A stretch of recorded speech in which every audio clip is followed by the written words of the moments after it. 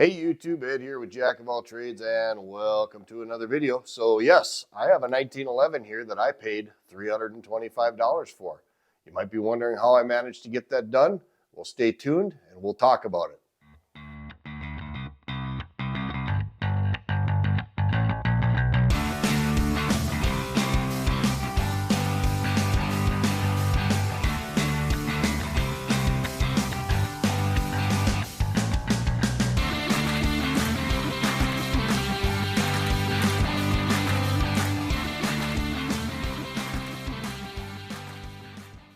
And welcome back. So yes, I picked up this 1911 for $325, and in just a minute I'm going to tell you the story behind it and I'm going to tell you how I got it so inexpensively. But before I do, if you're liking this kind of content and you're liking what I'm doing here on the Jack of all trades channel, please just take a minute and hit that subscribe button down below. Make sure you give me a thumbs up, hit me with those comments. It doesn't cost you a thing to hit the subscribe button. The emails will all go to your spam folder when I do updates and things of that effect, and I don't send out emails. So there's no downside for you hitting the subscribe button down below, but it sure does help me out. These videos cost money. They take time to produce. I like doing them, but at the end of the day, I do need a little bit of support from you guys. I'm not going to get a Patreon account. I'm never going to ask you for money, anything like that. I only ask you to hit that subscribe button down below, and it would really help me out in the long run. With that, what have I got here? I've got a 1911. This is a Taurus 1911, and I picked this up for $325. Now you're going to say, well, for crying out loud, how in the heck did you do that? Because this gun retailed for about $550 new. Well, I bought it used. That's how I got it. And I bought it from a local pawn shop. That's caveat number two. Now that is a roll of the dice. Anytime you buy a used firearm, you are always rolling the dice. The nice thing about Taurus is they've got lifetime warranty on most of their guns. And if you have a problem with it, if you send it back, they will fix it. So let me tell you the story about this. It's no secret I like 1911s. I also like to shop at pawn shops for no other reason, just to see what people are selling and getting rid of. And every once in a while, you could come away with a decent deal, like a $325 1911 pistol.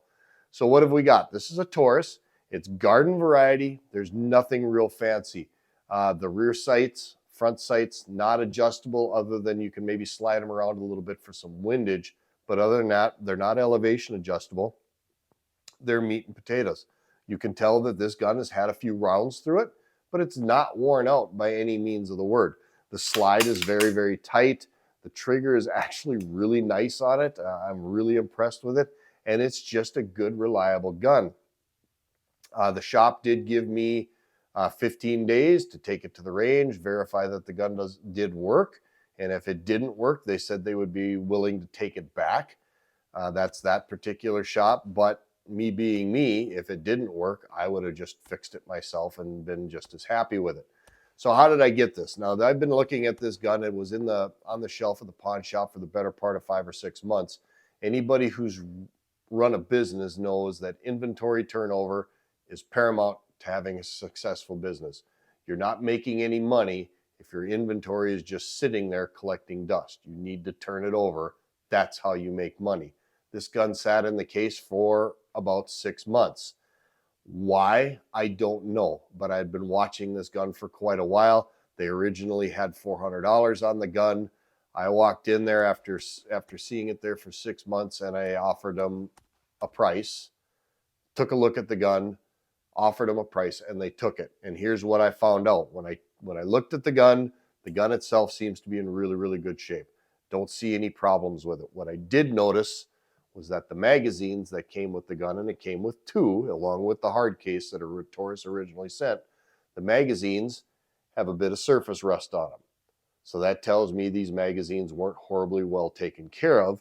That was one of the things I discussed with the guy at the pawn shop, was that, well, the magazines are a little bit rusty.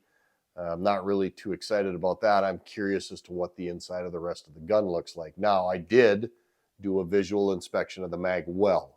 There is no rust or pitting inside the mag well, so I'm assuming that the mags probably got moist or damp, got stuck in a case, and they got a little bit of rust on them. It came with 2 magazines and the hard-sided case. It I picked up 2 more 7-round mil-spec magazines for it. They work just fine. And I also found out that the magazines for my Sig Sauer 1911, which actually hold 8 rounds, also work just fine in this gun. I took it out and I've shot it. The gun shoots. It's just a hair left for me, a little minor sight adjustment, and I was able to get this thing on target, and it shoots just like every other 1911. But the point of this video is, don't discount the fact that you can go to a local pawn shop or even to some of your local sporting goods stores, and if you've seen a used firearm sitting on the shelf for a period of time and it just keeps sitting there, don't be afraid to make them an offer on it. Don't go in there and lowball them and be a jerk about it, but go in there and give them a fair price and say, look, I see this thing's been sitting on your shelf for 4, 5, 6 months. You're not making any money on it sitting there. Let me make you an offer. I can come away with a deal. You can get it out of your inventory and everybody is happy. And that's exactly what happened here. Now, I do have a little bit of an advantage as in the fact that I'm a federally licensed firearms dealer. So the exchange is very, very simple. I do not have to do a 4473 or anything like that because I'm already a licensed dealer. I just have to hand them a copy of my license. They annotate it in their A&D book that another licensed dealer picked this gun up. It's a very simple process for them, and that helped. I walked in that day. It was on a Friday. I had cash in my pocket. I say, I've got cash. I'm a federally licensed dealer. The process is really simple. Let's make a deal and get this thing out of your shelf. And they took it. Very, very happy with it. The only thing I don't like about this pistol is that the bottom edge of the grip right here is a hair sharp. And my hands are so big, they kind of dig into the bottom of my hand here. That little bit of an edge there is a bit annoying, and there's not a whole lot I can do about it other than to maybe take a file and round off the corners or something like that. But I don't know that I'm really going to worry about that. This is not going to be a gun that I'm going to shoot competition with or that I'm going to shoot a lot. This is a gun that I'm going to carry with me when I'm on my four-wheeler and I'm out in the woods and maybe picking blueberries, something like that. If I need to discourage a bear or a wolf or something like that, some other critter from not making me their noon meal, that's what this gun is going to be for. So I'm not really overly concerned about this. I will shoot it and I will train with it because obviously every gun's a little different. I'll just do so wearing gloves and that will alleviate the problem. That is the only gripe I have about this gun. I got it for a great price and at $325. I'm willing to put up with one little minor inconvenience of the fact that it's got a sharp edge here on the back side and that my oversized gorilla mitts happen to cut in just a little bit. And there's just really not a whole lot I can do about it. So I just deal with it and I go on and I live life as it is. Point being, don't discount your local pawn shops when you're looking for a firearm.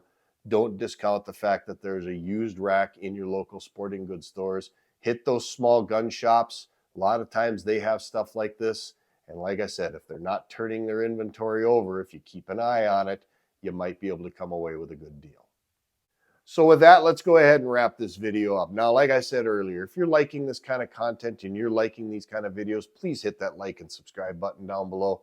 Ring that notification bell, although that's a bit of a moot point. I always put out a new video every Saturday morning at 8 o'clock without fail. I'm really going to try hard to keep that promise and keep this pattern going. But if you do hit that notification bell, it does help out with the YouTube algorithms, especially on videos doing guns. We all know that YouTube is not really friendly towards 2A or firearms owners. So it really would help if you hit that notification bell and that like and subscribe button. It's the only way I'll ever ask you for support, and it's free. This is Ed from Jack of All Trades. As always, thank you to my longtime subscribers. Thank you to everybody who watches my videos. I really do appreciate it, and we will see you all on the next video.